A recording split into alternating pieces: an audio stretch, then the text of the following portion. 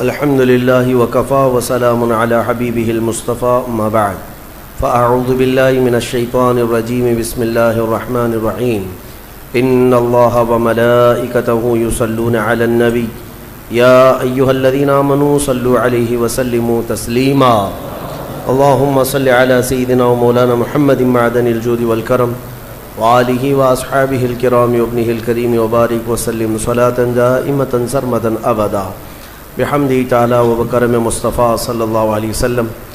آج کی اس شب میں قرآن عظیم کے 28 پارے مکمل ہو گئے۔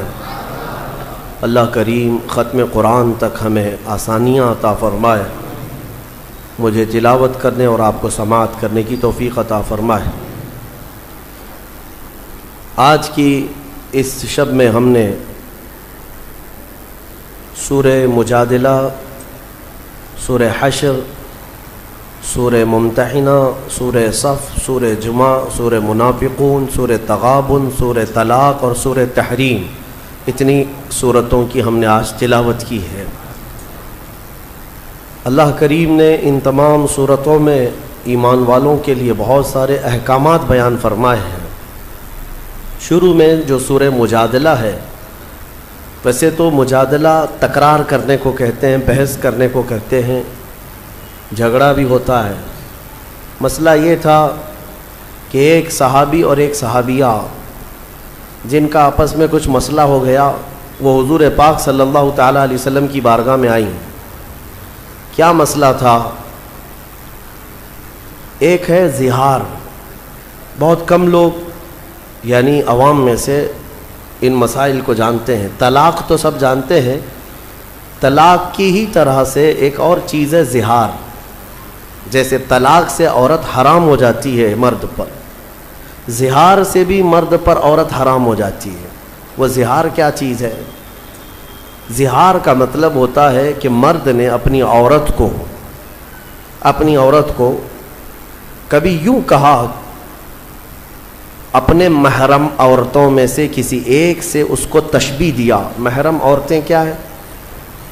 تمہاری ماں ہے، بہن ہے، بیٹی ہے، تمہاری پھوپھی ہے، خالہ ہے، یہ سب وہ عورتیں جو تم پر حرام ہیں، ہمیشہ کے لیے حرام ہیں۔ ان سے نکاح نہیں کر سکتے تم۔ ماں سے نکاح نہیں کر سکتا، بیٹی سے، بہن سے، بھانجی سے، بھتیجی سے، خالہ سے، پھوپھی سے، یہ محرم عورتیں حرام ہیں تم پر نکاح کرنا ان سے۔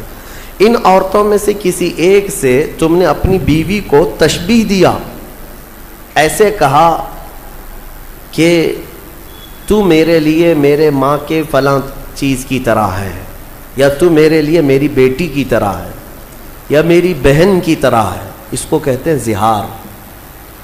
محرم عورتوں سے ان کو تشبیہ دینا اپنی بیویوں کو، یہ زہار ہے، اور عورت حرام ہو جاتی ہے فوراً حرام ہو گئی اس پر۔ اگر تم نے اپنی بیوی کو یوں کہا کہ تو میرے لیے میری ماں کی طرح ہے، یا تو میرے لیے میری بیٹی کی طرح ہے، یا بہن کی طرح ہے، ان عورتوں سے اگر اپنی بیوی کو، اپنی منکوحہ کو تشبیہ دیا تو حرام ہو گئی عورت۔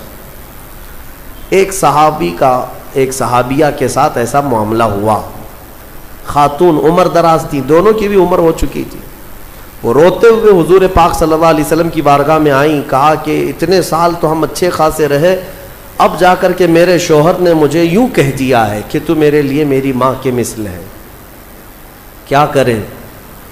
تو وہ آ کر کے حضور پاک صلی اللہ علیہ وسلم کی بارگاہ میں بار بار سوال کر رہی تھی، تو رسول کریم صلی اللہ تعالیٰ علیہ وسلم وحی کے اترنے کے انتظار میں تھے کہ اللہ تعالیٰ اس کا حکم کیا فرمائے گا۔ تو اللہ تعالیٰ نے پوری سورہ اتار دی، قد سمع اللہ قول التی تجادلک فی زوجہا۔ تحقیق کہ اللہ نے اس خاتون کی بات سن لی جو اپنے شوہر کے معاملے میں آپ سے بحث کر رہی ہے، وتشتکی الی اللہ، اور اللہ کی بارگاہ میں شکایت کر رہی ہے کہ میرا معاملہ کیا ہے، بتا دیا جائے۔ تب رب تبارک و تعالیٰ نے پورے احکامات اس میں بیان کر دیے کہ عورتوں کو اگر کسی نے اپنے ماں کے مثل کہا تو پہلی بات تو یہ، عورتیں تمہاری نہ ماں ہیں، نہ تمہاری بیٹیاں ہیں، نہ تمہاری بہنیں ہیں، اس طرح کی بات کہنا حرام ہے۔ لیکن اگر کسی نے ایسا کیا ہے تو اب یہ زہار کے بعد واپس عورت کو حلال ہونا ہے تمہارے نکاح میں، تو اس کے لیے کیا ہے؟ توجہ چاہتا ہوں۔ اللہ تبارک و تعالیٰ کا حکم ہے کہ 60 روزے رکھے گا کنٹینیو۔ والذین یظاہرون من نسائہم ثم یعودون لما قالوا فتحریر رقبۃ من قبل ان یتماسا۔ پہلے تو یہ ہے کہ ایک غلام آزاد کرے، غلامی کا دور ہے نہیں، جب غلام ہوا کرتے تھے تو ایک غلام آزاد کرتا تو عورت اس کے لیے حلال ہو جاتی۔ فمن لم یجد فصیام الشہرین متتابعین من قبل ان یتماسا۔ اور غلام آزاد کرنے کی طاقت نہیں ہے تو رب تعالیٰ فرماتا ہے 60 روزے رکھے کنٹینیو، مرد 60 روزے رکھے گا۔ وہ بھی کیسے؟ ایک بھی اگر بیچ میں چھوڑا تو پیچھے کے سب پھر غائب، پھر سے اسے کنٹینیو کرنا پڑے۔ اور ان 60 روزوں کے درمیان شوہر اور بیوی ایک دوسرے کو چھوئیں گی بھی نہیں۔ ہاں، زہار اس کو معمولی نہ سمجھے۔ اور پھر اگر اس کی بھی طاقت نہیں ہے فَمَن لَّمْ يَسْتَطِعْ فَإِطْعَامُ 60 مسکینا۔ اللہ نے فرمایا 60 روزے رکھنے کی اگر کنٹینیو طاقت نہیں ہے تو پھر 60 مسکینوں کو کھانا کھلائے، اس کے بعد پھر عورت حلال ہوگی۔ تو یہ زہار کے مسئلے جاننا چاہیے، اس طرح اپنی بیویوں کو مخاطب نہ کیا جائے، ارے میری ماں کی طرح ہے تو، میری بہن کی طرح ہے تو، میری بھانجی کی طرح ہے، پھوپھی کی طرح ہے، خالہ کی طرح ہے۔ یہ سب وہ عورتیں ہیں جو تم پر حرام ہیں، ان سے تشبیہ دینا اپنی عورت کو حرام ہے، اور بیوی تمہاری حرام ہو جائے گی تم پر۔ اس مسئلے کا اس سورہ مجادلہ میں اللہ تعالیٰ نے ذکر فرمایا۔ اس کے بعد کئی معاملات اس میں آئے، آداب بھی محفل کے بتائے جا رہے ہیں۔ اللہ تعالیٰ فرماتا ہے کہ جب ایک بات یاد رکھو، 3 لوگ تم لوگ بیٹھ کر بات کر رہے ہو، 3 لوگ بیٹھ کر کے کہیں بات کر رہے ہو، اللہ فرماتا ہے چوتھا تمہارا رب اس محفل میں ہے، دیکھ رہا ہے۔ اور اگر تم 5 لوگ بیٹھ کر کے بات کر رہے ہو تو چھٹا تمہارا رب تعالیٰ ہے جو تمہاری محفل کو دیکھ رہا ہے۔ اب یہاں سے احکام یہ بھی ملتے ہیں کہ محفل میں بیٹھے ہوں تو کانا پھوسی کرنا منع ہے۔ کانا پھوسی سمجھتے ہیں نا؟ جب سب لوگ بیٹھے ہیں تو کان میں کسی سے اکیلے سے بات کرنا، یہ محفل کے ادب کے خلاف، کیونکہ سامنے والے کے دل میں شیطان تمہارے خلاف باتیں ڈالے گا کہ یہ دونوں کچھ پلاننگ کر رہے ہیں، ایسی چیز جو ہم کو نہیں بتا رہے ہیں، اور یہاں سے دشمنیاں پیدا ہو جاتی ہیں۔ اور اللہ فرماتا ہے انما النجوى من الشیطان لیحزن الذین آمنوا۔ اللہ فرماتا ہے یہ کانا پھوسی کرنا یہ شیطان کی طرف سے ہوتا ہے، اور ایمان والوں کو بعد میں غمزدہ ہونا پڑے گا، غمگین ہونا پڑے گا، دوستیاں چھوٹ جاتی ہیں، ٹوٹ جاتی ہیں۔ کانا پھوسی نہ کریں کبھی بھی محفل میں بیٹھے ہوں۔ اگر 4 لوگ بیٹھے ہیں اور 2 لوگ الگ سے کانوں میں بات کرتے ہیں تو یہ بھی منع کیا گیا ہے۔ اور اسی سے ہمارے بعض بزرگ علماء نے یہ بھی فرمایا ہے کہ کانا پھوسی کا جو مسئلہ فرمایا گیا کہ تم اگر یہ سمجھتے ہو کہ تیسرے سے چھپ کر کے میں بات کر رہا ہوں تو ایسا نہیں، اللہ تمہاری باتوں کو سن رہا ہے۔ اور اسی سے یہ مسئلہ بھی اخذ کیا گیا ہے کہ آج کے زمانے میں اس کانا پھوسی کا سب سے بڑا آلہ موبائل ہے۔ یعنی تم ایک جگہ ہو، کوئی اور دوسری جگہ ہے، اور تم تنہائی میں بات کر رہے ہو، یہ بھی جو ہے نجوا ہے، یعنی چھپ کر کے بات کرنا۔ اور اگر کوئی یہ سمجھتا ہے کہ میں سارے لوگوں سے چھپ کر کے موبائل میں تنہائی میں بات کر رہا ہوں، قرآن میں مولا نے فرمایا تیسرا تمہارا رب ہے۔ تمہاری باتیں بلکہ تمہاری آنکھوں کی خیانت کو، تمہارے دل میں گزرنے والے حالات کو بھی مولا دیکھ رہا ہے۔ تو یہ چیز ہمیشہ یاد رہے کہ تنہائی میں بات کرنا ہو، چیٹنگ کرنا ہو، لوگوں کے ساتھ اس طرح کانا پھوسی کرنا ہو، یہ سب اسی زمرے میں آتے ہیں۔ ان نوجوانوں کے لیے یہاں پر تنبیہ ہے جو یہ سمجھتے ہیں کہ رات کی تنہائی میں مجھے کون دیکھ رہا ہے، میں رات کے 2-2 بجے 3-3 بجے ماں باپ سے چھپ کر کے بات کروں اجنبی عورتوں سے جس سے تمہارا کوئی رشتہ نہیں ہے نکاح کا، اور تم یہ سمجھتے ہو کہ کسی کو پتہ نہیں چل رہا میرا اور اس کا معاملہ ہے.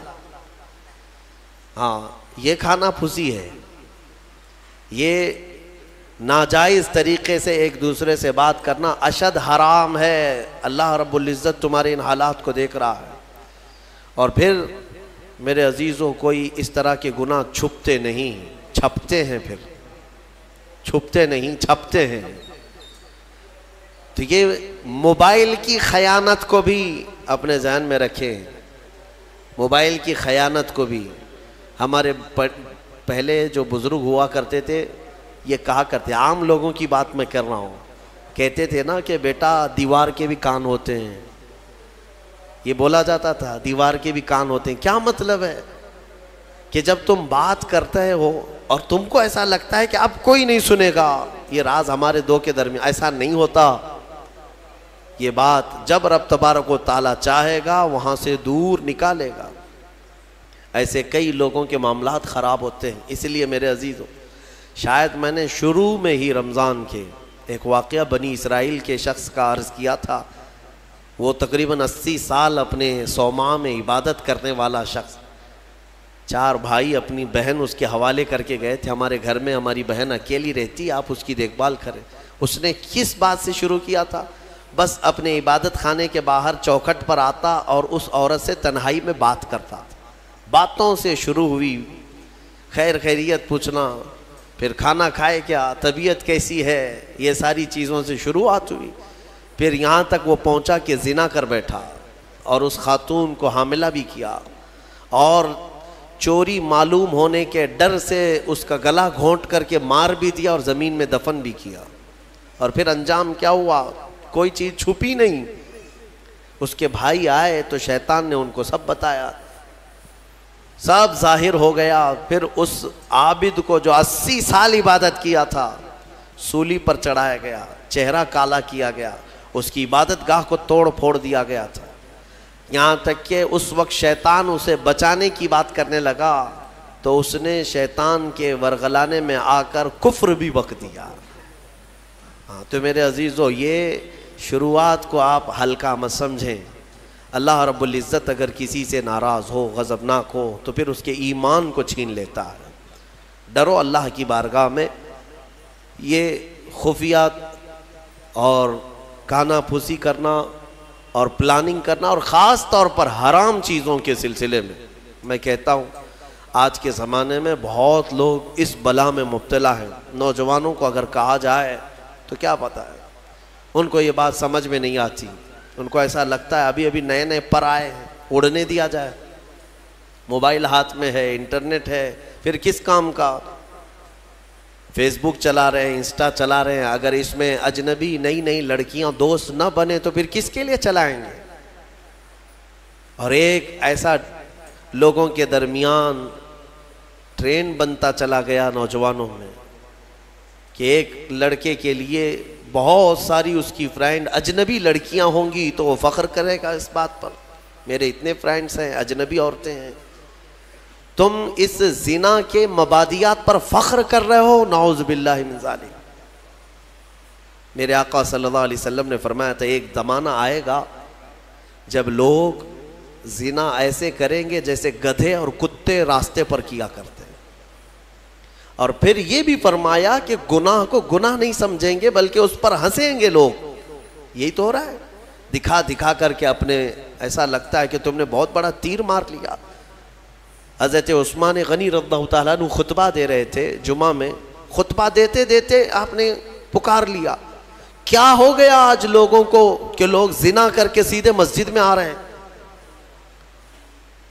تو اتنا بڑا جملہ. تو ایک شخص اٹھا اور کہا کہ اے خلیفہ، کیا آپ کو بھی علم غیب ہے؟ آپ یہ بات کیسے کہنے لگ گئے؟ تو جس نے سوال کیا تھا نا، تو حضرت عثمان غنی نے اسی سے کہا، کیا تو گھر سے نکل کر کے فلاں گھر کی عورت کا پیچھا نہیں کر رہا تھا؟ اور وہ جہاں جاتی رہی اس کے پیچھے پیچھے چلتا رہا، اس کے چال چلن کے نقشے دیکھتا رہا، اور اس کے پردے ہٹنے کا انتظار کرتا رہا اور اس کے چہرے کو اور اس کو شہوت سے نہیں دیکھا، وہ شرمندہ ہو گیا، پانی پانی ہو گیا کہ نماز میں آنے سے پہلے تو وہی کر کے آیا تھا۔ تو حضرت عثمان نے فرمایا کیا تم نے رسول اللہ سے یہ بات نہیں سنی کہ زنا صرف اور صرف ایک نہیں ہے جو شرمگاہ کا ہے، بلکہ حضور نے فرمایا آنکھیں بھی زنا کرتی ہیں۔ میرے عزیزوں ان چیزوں سے بچو۔ میں بچوں سے کہتا ہوں، نوجوانوں سے، ان خرافات میں جی کر کے تم حوران جنت کو قربان کیوں کر رہے ہو؟ تم مومن ہو، تم مسلمان ہو، تمہارے لیے یہ گھٹیا قسم کی زندگی نہیں دی گئی ہے۔ تم کفار و مشرکین اور یہ ماڈرن قسم کے لوگوں کو فالو کرنے جاتے ہو، ان کو فلموں میں دیکھ رہے ہو، ان کو سیریلز میں دیکھ رہے ہو، اور ان کو جس طرح سے کرتے، جہنمیوں کو دیکھ کر کے تم فالو کرنے جا رہے ہو۔ تم امانت ہو میرے مصطفیٰ کی، تمہیں تو دیکھنا چاہیے تھا خالد بن ولید کو، تمہیں دیکھنا چاہیے تھا حیدر کرار کو رضوان اللہ تعالی علیہ مجمعین۔ ان کی پیروی کرتے ہوئے ہوگا کیا؟ آپ کو میں بارہا کہتا ہوں، آج دنیا ننگا بنا کر کے لوگوں کو کہہ رہی فیشن ہے، ننگے ہو رہے، کپڑے پھاڑ کر کے پہنو، فیشن ہے۔ مرد کو جو ہے بالیاں پہنا دیں، نتنی پہنا دیں، چوڑیاں بھی پہنا دیں، بچا کچھ بھی نہیں ہے، اور وہ فیشن ہے۔ چوٹی بھی رکھ لیا، بالیاں بھی پہن لیا، نتنی بھی پہن لیا، چوڑیاں بھی پہن لیا، اور اس کے بعد وہ فیشنیبل آدمی ہے، فیشن ہے۔ اور عورت کو بیب کٹ ہے، اس کے بال ہی مڈا دو، اس کی ساری چیزیں، اور اس کو بالکل پینٹ شرٹ پر لے کر آؤ کہ پتہ ہی نہ چلے کہ بابا ہے کہ بیبی ہے، پتہ نہ چلے۔ اور اس چیز کو تم سمجھ رہے ہو کہ یہ فیشن ہے۔ اور اگر کپڑے پھاڑ کر پہننا، چھوٹے کپڑے پہننا، میں بارہا اس جملے کو کہتا ہوں، عورتیں یہ سمجھتی ہیں کہ شارٹس پہننا، بہت کم کپڑے پہننا یہ فیشن کی علامت ہے، تو بھینس تو سب سے زیادہ فیشنیبل ہے، وہ تو کچھ بھی نہیں پہنتی۔ گائے، یہ سب تو بہت فیشنیبل ہے کہ کچھ نہیں پہنتی۔ اگر ننگا ہونا ہی فیشن ہے تو جانور اچھا فیشن کرتے ہیں۔ تم کو اندازہ بھی نہیں، یہ جانوروں کی زندگی پر تمہیں لایا جا رہا ہے، تم فیشن کہہ رہے ہو اس کو۔ انسان وہ ہے کہ زمین پر چلے تو شرم و حیا کا پیکر بن کر کے چلے۔ میرے عزیزوں، یہاں پر یہ جو نجوہ کی بات آئی، اس کو میں آپ کے سامنے رکھا، اور مجلس کے آداب اللہ تعالیٰ فرماتا ہے وَإِذَا قِيلَ لَكُمْ تَفَسَّحُوا فِي الْمَجَالِسِ فَافْسَحُوا يَفْسَحِ اللَّهُ لَكُمْ۔ جب تم سے کہا جائے مجلس میں کسی آئے ہوئے مومن بھائی کے لیے جگہ دے دو، تو جگہ دے دیا کرو، اللہ فرما رہا ہے۔ کوئی بعد میں آیا محفل میں تو جگہ دینے کے لیے اگر تم سے کہا جائے تو جگہ دے دو، کیا ہوگا؟ اللہ تمہارے دل کو کشادہ فرمائے گا۔ یہ نہیں ہے کہ ادھر بھی چوڑے ہو جاؤ، ادھر بھی چوڑے ہو جاؤ، آنے کی جگہ ہی نہ تھے۔ لیکن مومنین کی جماعت میں ہوا کرتا ہے کہ الحمدللہ ہم سمٹ کر کے بیٹھتے ہیں اور آنے والوں کو جگہ دیا کرتے ہیں۔ یہ میرے آقا کی محفل کے آداب تھے، صحابہ یہی کیا کرتے تھے، ہر ایک کو بیٹھنے کی جگہ مل جائے۔ اور آنے والے کے لیے یہ آداب سمجھ لو کہ تم لیٹ سے آئے تو سب کی گردنیں پھلاند پھلاند کر کے آگے آنا یہ بھی ناجائز ہے۔ ہاں، تم کو جہاں جگہ ملی وہاں بیٹھ جاؤ، یہ نہیں کہ سب کے کندھے ایک ادھر ایک ادھر کرتا کرتا آیا۔ جمعہ کے دن اکثر یہ دیکھا جاتا ہے مسجدیں بھری رہتی ہیں، پھر بھی لیٹ سے آئے نواب صاحب اور سب کی صفیں چیرتے چیرتے آگے آ رہے ہیں، ان کو پہلی صف کا ثواب چاہیے۔ ہاں، سو کر کے اٹھ کر کے ابھی غسل کر کے آئے اور پہلی صف کا ثواب چاہیے جب خطبہ ہو رہا ہو۔ ان کو پتہ ہی نہیں ہے گردنیں چیر کر کے پہلی صف میں آنے والے کے لیے میرے آقا نے کیا فرمایا۔ حضور پاک صلی اللہ علیہ وسلم فرماتے ہیں جو اس طرح گردنیں پھلان پھلان کر کے مسجد میں آگے آتا ہے، کل قیامت کے دن وہ اسی طرح اچھلتے اچھلتے دوزخ میں جائے گا، اسی طرح سے کودتے کودتے وہ جہنم میں جائے گا۔ یہ اتنی بڑی وعید ہے یہ۔ ہاں، یہ اور بات ہے کہ دور کھڑا ہو جائے اور امام یا جو ذمہ دار ہے وہ لوگوں سے کہیں کہ آگے اگر جگہ خالی ہے تو اس کو پر کر لیں، پیچھے والوں کو جگہ مل جائے۔ یہ امام اعلان کر سکتا ہے یا جو یہاں پر ہو، لیکن آنے والے کو پیچھے سے یہ اجازت نہیں دی گئی کہ تم سب کی گردنیں ادھر ادھر کرتے ہوئے آؤ، وہ تو غلطی اس کی ہے، اتنی دیر سے آیا کیوں؟ یہ مجلس کے آداب ہمیشہ ملحوظ رکھیں، کوئی بھی اس طرح سے جمعہ کی نمازوں میں گردنیں پھلان کر کے مت آؤ، بہت بڑی وعید ہے اس پر، بہت بڑی سزا کی اللہ کے نبی نے وعید سنائی۔ بہرحال ہم نے سورہ حشر بھی تلاوت کی ہے، میں آج گفتگو کو سمیٹتا ہوں۔ میں سورہ حشر کے بارے میں عرض کر رہا تھا، سورہ حشر جس کی آخری آیتیں میرے رب ذوالجلال کے اسماء حسنی ہیں، هو اللہ الذی لا الہ الا ہو عالم الغیب والشہادۃ هو الرحمن الرحیم۔ یہ جو 3 آیتیں ہیں، اس کی فضیلت میں فرمایا گیا کہ جو یہ رات کو پڑھ کر کے سوئے گا اللہ اسے شہادت کی موت عطا فرمائے گا۔ ہاں، اگر اس کا انتقال اس رات کو ہو گیا تو شہیدوں میں اٹھایا جائے گا۔ یہ آیتیں یاد کر لو، سورہ حشر کی آخری آیتیں ہیں، اس کی بڑی فضیلت ہے۔ اس کے بعد میرے آقا صلی اللہ تعالیٰ علیہ وسلم کے صحابہ کے متعلق اور صحابیات کے متعلق احکامات آئے ہیں سورہ ممتحنہ میں اور سورہ صف میں۔ اللہ تعالیٰ صحابہ کی تعریف میں فرماتا ہے ان اللہ یحب الذین یقاتلون فی سبیلہ صفا کأنہم بنیان مرصوص۔ بے شک اللہ اس جماعت سے بہت محبت کرتا ہے کہ جب وہ اللہ کی راہ میں لڑنے کے لیے صفیں لگاتے ہیں تو ایسے مضبوط کھڑے ہوتے ہیں جیسے سیسا پلائی ہوئی دیوار۔ صف کے نام سے پوری سورہ ہے، یہی صفیں ہیں۔ وہ صحابہ کی صفیں کیسی تھی جن کا ذکر قرآن میں آیا۔ ہاں میرے عزیزوں، ان کو چیر کر کے کوئی جا نہیں سکتا تھا، اتنی مضبوط صفیں ہوتی تھیں۔ آپ اندازہ کرو، حضرت عمر فاروق رضی اللہ تعالیٰ عنہ کی شہادت جو ہوئی ہے نا، وہ مسجد نبوی میں ہوئی۔ آپ فجر کی نماز پڑھا رہے تھے، 1 رکعت پڑھا چکے تھے۔ ابو لولو مجوسی یہ آیا، حضرت عمر فاروق رضی اللہ تعالیٰ عنہ سے اسے بغض تھی، بغض اور عداوت تھی، بغض رکھتا تھا، تو اس نے ایک خنجر اپنے جبے میں چھپا کر رکھا تھا اور پہلی صف میں آ کر کھڑا تھا۔ جب حضرت عمر نماز پڑھا رہے تھے، 1 رکعت ہوئی تو پیچھے سے اس نے حملہ کیا۔ وہ خنجر اتنا سخت تھا کہ پیٹھ سے سینے کی طرف باہر ہے اور حضرت عمر مصلی پر گر گئے۔ لیکن مسجد نبوی میں صحابہ سب نماز پڑھ رہے ہیں، نہ نماز توڑے، نہ بھاگو پکڑو دوڑو، کچھ نہیں۔ حضرت عمر مصلی پر رہے، حضرت عبد الرحمن بن عوف جو پیچھے کھڑے تھے آگے بڑھ گئے اور 1 رکعت آپ نے پڑھائی، کسی نے نماز توڑی نہیں۔ وقت کا خلیفہ زخمی ہوا ہے لیکن صحابہ کی نماز ٹوٹی نہیں۔ آگے بڑھ کر کے حضرت عبد الرحمن بن عوف نے 1 رکعت اور جو بچی تھی کمپلیٹ کروائی۔ سلام پھیرنے کے بعد ارے قاتل جس نے خنجر مارا ابو لولو، سارے صحابہ نماز میں ہیں، وہ تو کب کے بھاگ جاتا، لیکن وہ پہلی صف کو بھی کراس نہیں کر سکا۔ نماز کی پوری حالت ہونے تک صحابہ کی وہ بھاگنے کی ہر ممکن کوشش کرتا رہا لیکن کسی صحابی کی صف توڑ نہیں سکا۔ وہ کیسی صف بناتے ہوں گے؟ یہ صف اتنی مضبوط کہ وہ قاتل ان صحابہ کے بیچ سے صفوں کو چیر کے جا نہیں سکا، اور اللہ نے یوں ہی نہیں فرمایا کأنہم بنیان مرصوص، وہ ایسے صف لگاتے ہیں جیسے سیسا پلائی ہوئی دیوار ہے، کوئی ان کو کراس کر کے جا نہیں سکتا تھا۔ یہاں آج ہماری حالت ایسی ہی ہے، صفوں میں کوئی وہاں کھڑا ہے کوئی یہاں کھڑا ہے۔ کچھ لوگ تو یہ سوچتے ہوں گے اس کے کپڑے پہ دھول ہے، لگوں گا تو مجھے کپڑے پہ دھول نہ لگ جائے۔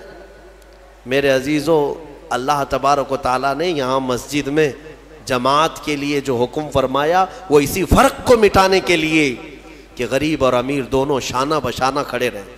صف میں اس بات کا ہمیشہ اہتمام کرو کہ تمہارا کندھا بازو والے کے کندھے سے لگ جائے، کندھا، یہاں تک کہ حضور پاک صلی اللہ تعالیٰ علیہ وسلم ہر نماز میں رکعت باندھنے سے پہلے حضور یہ اعلان کرتے تھے استقیموا واستووا واعتدلوا، لوگوں سیدھے ہو جاؤ، صف برابر کر لو، ٹھیک ٹھیک کھڑے ہو جاؤ، وسد الخلل، تھوڑی سی بھی اگر جگہ باقی ہے تو پوری کر لو، اس کے بعد اللہ اکبر کہتے تھے۔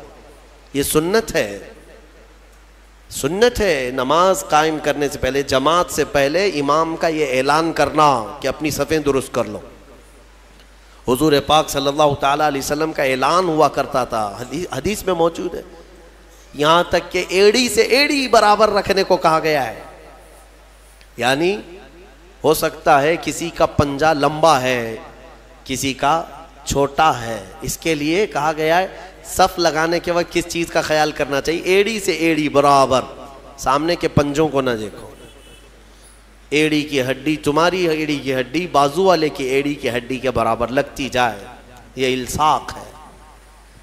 میرے عزیزو، اس کا اہتمام آج کہاں کرتے ہیں؟ اور حدیث میں یہ بھی ملا کہ جس نے صف کو توڑا اللہ اسے توڑ دے گا۔ صف کو کاٹنا گناہ ہے۔ ہاں، اگر اتنی جگہ خالی رہ گئی کہ ایک آدمی آ سکتا ہے اور نہیں بھرا آپ نے صف، تو دونوں گنہگار ہیں، دونوں ادھر والے ادھر والے، اور پیچھے کی صف والا بھی گنہگار ہے کہ آگے اس نے جگہ دیکھا اور پھر بڑھ کر کے صف کو مکمل نہیں کیا، وہ بھی گنہگار ہے۔ اگر آگے کی صف میں جگہ خالی نظر آئی تو پیچھے والے کے لیے حکم ہے کہ وہ آگے آ جائے، صف کو پوری کرے، اور جتنی صفیں پیچھے جائیں گی سب آگے آگے آتے ہوئے وہ صفوں کو پوری کرتے جائیں۔ یہ اسلامی نظام ہے میرے عزیز۔ میں آپ کو اس صف کے متعلق ایک اچھی بات بتا کر اپنی گفتگو کو سمیٹتا ہوں۔ توجہ، ایک بڑے اسلامی اسکالر ہیں، انہوں نے ایک مغرب زدہ شخص ہے یورپ کا یا امریکہ کا، اس سے پوچھا کہ آپ کی جو ویل ٹرینڈ فوج ہے، سولجرز ہیں، امریکہ کی ہے، دنیا کی سب سے مضبوط فوج مانی جاتی ہے، آپ کے 10,000 فوج کو اگر میدان میں جمع کرنے کی بات آئی تو کتنی دیر لگے گی آپ کو ان فوجیوں کو ترتیب میں لانے کے لیے جو ٹرینڈ ہے؟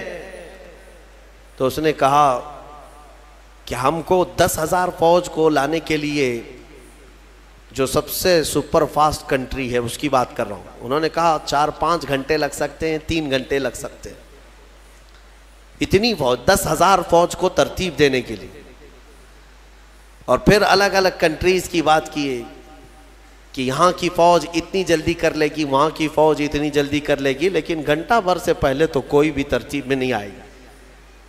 تو اس اسلامی اسکالر نے یہ کہا کہ تمہاری تربیت یافتہ فوج میدان میں صف لگانے پر آئے تو اتنے گھنٹے لگ جاتے ہیں، لیکن ہمارے یہاں بغیر تربیت یافتہ دیہاتوں کے رہنے والے بھی حرم شریف میں 1,00,000 سے زیادہ کی تعداد میں ہیں۔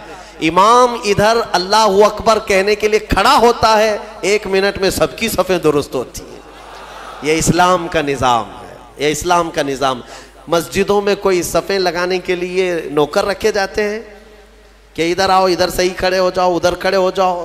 اگر یہی کیا جائے تو ظہر سے عصر ہو جائے گی، عصر سے مغرب ہو جائے گی۔ ہاں، یہاں کسی بھی مسجد میں کیا خادم رکھے جاتے ہیں صفوں کو صحیح کرانے کے لیے؟ سب کا چیک کر کے آؤ سیدھے کھڑے ہیں نہیں کھڑے ہیں؟ نہیں ہے۔ ہم تو اسکول میں بھی دیکھتے رہے کہ بچپن سے صفیں لگانے کے لیے 1 ہاتھ کے فاصلے پر کھڑے ہو جاؤ، اور ٹیچرز چلاتے چلاتے تھک جاتے ہیں، صفیں بنتی نہیں ہیں۔ لیکن یہ مسجدوں کا نظام ہے، یہ میرا مولا تبارک و تعالیٰ نے اسلام کو خصوصیت دی ہے کہ ہماری صفیں من جانب اللہ بن جایا کرتی ہیں۔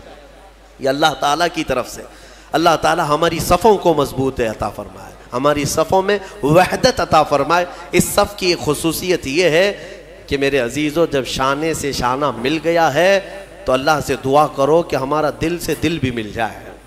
ہاں، جب شانے سے شانہ مل جاتا ہے اللہ سب کے دلوں میں بھی اتحاد عطا فرمائے۔ سورہ صف کے بعد سورہ جمعہ بھی ہم نے پڑھی ہے، سورہ منافقون بھی ہم نے تلاوت کی ہے، اور اخیر میں آج کی تفسیر کو سمیٹتے ہوئے یہ عرض کروں گا کہ اللہ تبارک و تعالیٰ کی آج ذکر کی محفل ہے۔ سورہ جمعہ میں اللہ تعالیٰ نے فرمایا وَاذْكُرُوا اللَّهَ كَثِيرًا، اللہ کا ذکر کثرت سے کرو، کثرت سے کرو۔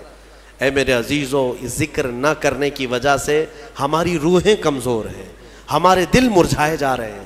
تمہیں پتہ ہے جسم کو بھوک لگتی ہے، جسم کو کھانے کی بھوک لگتی ہے، اگر کھانا نہ دو تو پھر جسم کمزور ہوتا ہے اور چکر آنے لگتے ہیں۔ آپ روح کو برسوں سے نہیں کھلائے.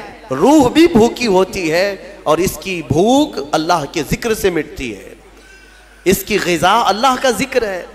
روح کو کھانا کھلایا نہیں تو کب سے کمزور ہوگی, کب سے کمزور ہوگی. میں آپ کو بتاؤں ذکر میں اتنی طاقت ہے, اتنی طاقت. اللہ اکبر. میں نے بزرگوں سے سنا, آپ جانتے ہیں کہ ایک تپسیا کرنے کا طریقہ جو سادھوؤں کے پاس ہے وہ کیا ہے؟ صوفیہ اکرام جو ہمارے صوفیہ اکرام ہیں, نفس کشی کرتے تھے اللہ کے ذکر سے. اسی کو حاصل کرنے کے لیے بہت سارے سادھو بھی آیا کرتے تھے صوفیہ اکرام کے پاس.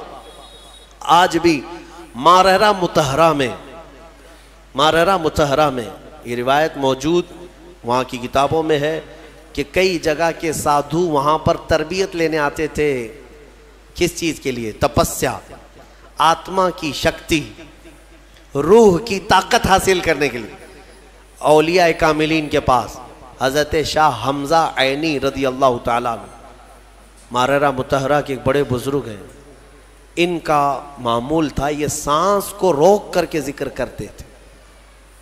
یعنی صوفیہ میں ذکر کا ایک طریقہ یہ بھی ہے, حبس دم, پاس انفاس جس کو کہتے ہیں, یعنی سانسوں کو بھی کنٹرول کر لیا جاتا ہے.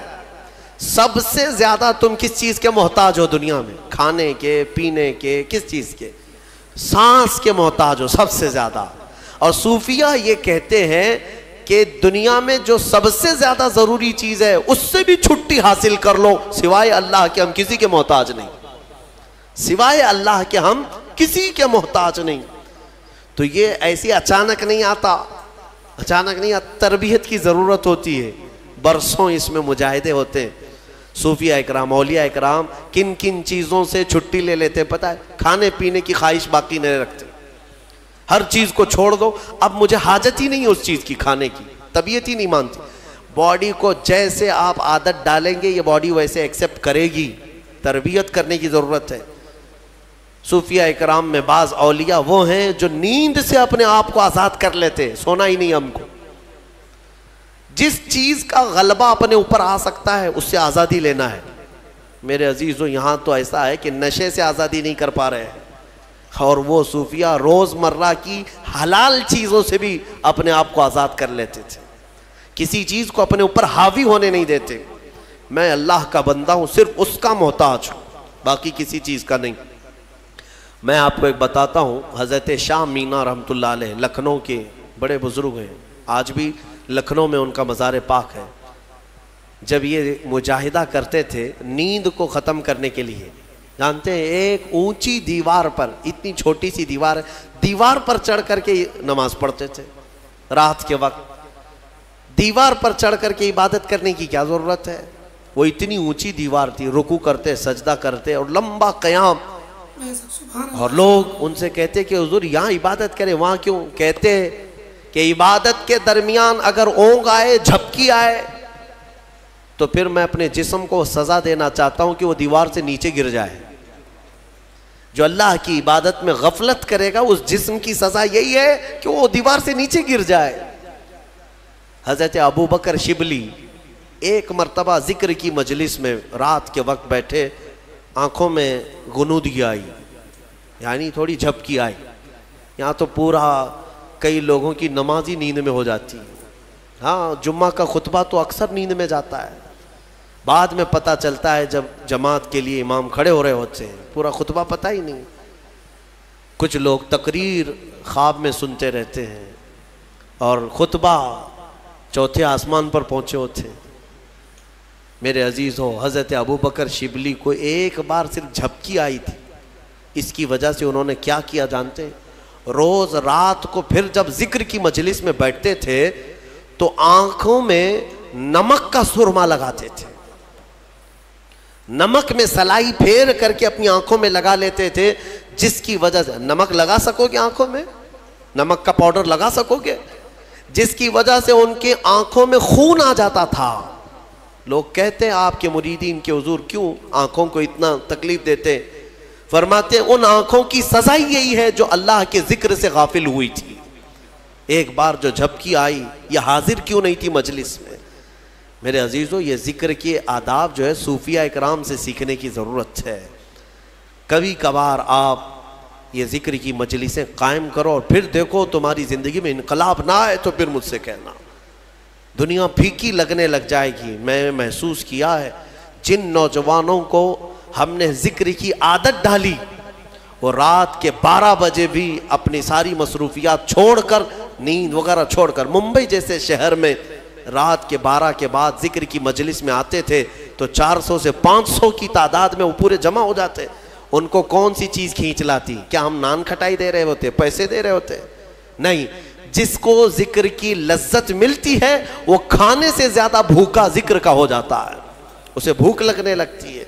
عادت ڈال کر کے تو دیکھو اس ذکر کی مجلس کو، میں رہوں نہ رہوں، آپ وقتاً فوقتاً اپنے گھر میں بھی ہفتے میں ایک مرتبہ 10 منٹ کے لیے صحیح اپنی آنکھیں بند کرو اور ذکر کرو، اور مولا کے کریم کی بارگاہ میں اپنے آپ کو سپرد کرو کہ مولا میں دنیا سے بھاگ کر تیرے دربار میں آیا ہوں، تو اپنی پناہ میں مجھے رکھ اور میرے حوالے مجھے 1 منٹ کے لیے بھی مت فرما، میرے نفس کے حوالے مجھے مت فرما۔ یہ دعا کرو، اللہ تعالیٰ تمہارے دلوں کو قویت عطا فرمائے گا۔ الا بذکر اللہ تطمئن القلوب، قرآن کی آیت ہے، مولا فرماتا ہے آگاہ ہو جاؤ، اللہ کے ذکر سے دلوں کو قرار ملتا ہے، دلوں کو سکون ملتا ہے۔ آپ کو میں یہ بات بھی بتاؤں، ایک عالم دین ہے، وہ کہتے ہیں امریکہ کی کسی ایک لیبوریٹری میں ایک ڈاکٹر صاحب نے ان کو، جو کارڈیالوجسٹ تھے، بڑے دل کے امراض کے ماہر، تو انہوں نے لیب میں لے جا کر کے اس مولانا صاحب کو کہا کہ میں آپ کو سناتا ہوں، شاید وہ ریڈیالوجی ہے جس میں جسم کے اندر کے آوازیں بھی سنی جا سکتی ہیں، وہاں پر مشین جو ہے تمہاری پھڑکنے والی نسوں کی آواز بھی آتی ہے اندر، اور دل کے دھڑکنے کی بھی آواز، تمہارے سانس لینے کی بھی آواز کیسی ہے وہ پتہ چلتی ہے، وہ مشینیں ان کے پاس موجود ہیں۔ تو وہ ڈاکٹر صاحب جو دکھانے کے لیے گئے تھے مولانا صاحب سے کہنے لگے کہ ہماری مشینیں جو آواز سناتی ہیں ہر ایک کی ہم نے ورڈز بنائے ہیں، دل کیا کہتا ہے، یعنی سانس لیتے ہیں تب کیسی آواز آتی ہے، ہر ایک کی ایک ورڈز ہوں گے نا، ورڈز ہوں گے۔ کوے کی زبان سے آواز نکلتی، الفاظ نہیں ہوتے، لیکن آپ سے پوچھیں گے تو آواز کیسی ہوتی ہے تو آپ کہیں گے کائیں کائیں کرتا ہے۔ ہاں، آپ چین چین کیوں نہیں کرتے کوے کی آواز کو؟ کائیں کائیں، مشابہت کی اس سے ملتی جلتی آواز آپ نکال کے بتائیں گے۔ تو وہ ڈاکٹر صاحب کہنے لگے ہماری مشینوں پر جو دل کے دھڑکنے کی آواز آتی ہے اس کو ہم نے جو ورڈز دیے ہیں وہ دل کرتا ہے لب لب لب لب لب لب، انہوں نے یہ ورڈز دیے۔ وہ مولوی صاحب نے فرمایا کہ میاں آپ نے آواز تو سنی لیکن حقیقت تک نہیں پہنچے، حقیقت میں دل کی جو آواز ہے وہ رب رب رب رب کہتی ہے، یہ جو دھڑکن کی آواز ہے۔ میرے عزیزو، ہمارے دل کو بھی حاجت ہے میرے مولا کی، اس کو جب ذکر کی عادت ڈالو گے ایک وقت ایسا آئے گا، میں آپ کو بتاؤں، سرکار مفتی اعظم ہند شہزادہ اعلیٰ حضرت، ہاں آپ کی عمر 90 سال کے قریب ہو گئی، اور ان کو دیکھی ہوئی آنکھیں آج بھی زندہ ہیں، ان کے مریدین ہیں ابھی بھی موجود ہیں، وہ بوڑھے ہو چکے، لیکن ان کی زندگی ایسی پاکیزہ گزری ہے، تقوی و طہارت کے وہ امام تھے، مفتی اعظم ہند۔ آپ سوچیں 90 سال کی عمر میں جب وہ یہ کہتے ہیں کہ میری زندگی میں جوانی کب آئی اور کب گئی مجھے پتہ ہی نہیں چلا، یہ کون کہہ سکتا ہے جس نے جوانی کے عیش نہ کیا ہو؟